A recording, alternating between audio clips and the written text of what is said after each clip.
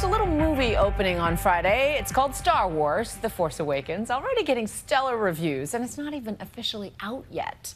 Harrison Ford and Carrie Fisher let World News Tonight anchor David Muir in on the secrets to their iconic chemistry. And turns out there's a little behind-the-scenes competition as well. The opening of Star Wars: The Force Awakens almost here. Chewie, we're home. Energy and action! Director J.J. Abrams and the cast on day one. We are here on day one of Star Wars Episode 7. You're here. How incredible is that? J.J. Abrams has said he loves what creator George Lucas set out to do from the very start. That these were films about the everyman, the everywoman, absolute nobodies who are tested. Thank you. Yeah, I think that's true. That is salt of the earth type people are put in difficult circumstances. It's true. All of it. You've seen this thing. Oh, this thing, this big thing. Trust me, it's good. What do you think? The parts where I'm in it are distressing, but everything else is really great. But when they hear that the parts with Leia in them are distressing. I got older and no one told me. And then they put me on a screen really, really big. And they put me in high def. It's the epic reunion fans have been waiting more than 30 years for. Harrison Ford and Carrie Fisher together again in Star Wars. You've spent so much time with Harrison Ford over the years and on this movie that you ran out of things to say, except that you're still endlessly impressed by how svelte he still is. That is so annoying. Men have one fat cell and women have two to that one. Harrison looks really good and he works at it too, though. But he also was born with, you know, a DNA jackpot type thing. We told him what she said. I'm mostly interested in how Harrison has stayed in such good shape all these years. Yeah, well, thank you, Carrie.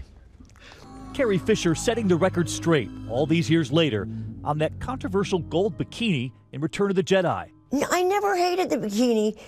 I was surprised when it happened because I'd been covered in white for most of the movies. If you're going to wear a slave outfit, make sure a giant slug forces you to do it, and make sure that you're 23. In fact, she was just 19 in the first Star Wars. I had a very round face, and they asked me to lose, at that point, 10 pounds, because they thought it was all on my face. So at 19 years old, when they tell you that you have to lose weight for a film, you want to hide. When you get on the set, you think they're going to say, oh, you didn't lose it. Bring in Jodie Foster. Which didn't happen. No, but I seriously was, you know, nervous. The irony there, though, is that Princess Leia really inspired young girls right from the start. But not to be pretty. But she was really pretty. No, yes, and I didn't know that. She knows that now.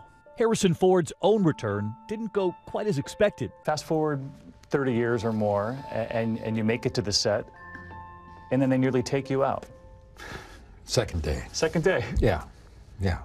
When the door comes down? They wasted the first whole day. He broke his leg, pinned to the floor. Were you there on the set when the door came down on him? You could feel a disturbance and something bad had happened. I was in my trailer, and you literally looked up and thought, something bad happened. And then it sort of moved through. It was in the air, and it was really bad. Then another accident. Harrison Ford's crash in his vintage plane. The fuel system failed. And you break the other leg. Yeah, I break the other leg. It's been a tough year for my family. But he's flying again. Has anyone in the family said, you know, maybe we should just stick to the Falcon? No. He recovered by summer to join Carrie and the cast at Comic-Con. You walk out, the audience goes wild. There was actually a moment when Harrison looked a little overwhelmed, moved by the moment. He's never been moved. Is that Han Solo you're talking about, or Harrison? I don't know.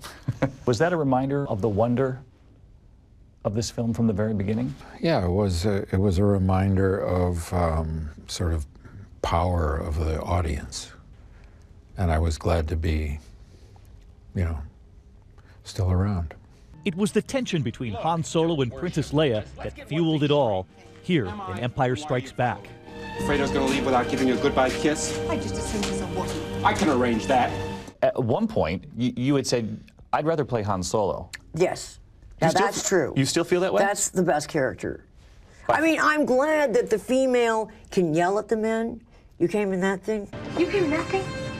You're braver than I thought. Nice. From Star Wars to Empire Strikes Back, and one of the most famous scenes of all.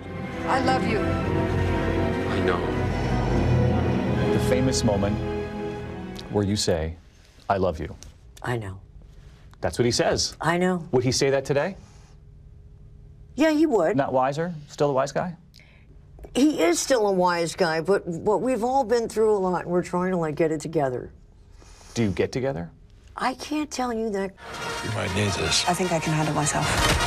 That's why I'm giving it to you. He has had life experience, though, in these 30 years. There's history, which has an influence on his character, but the notes of ironic cynicism, the certain wobbly moral system is still there.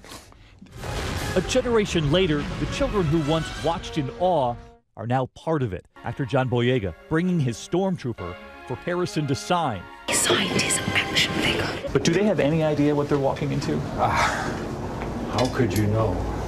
You have no idea.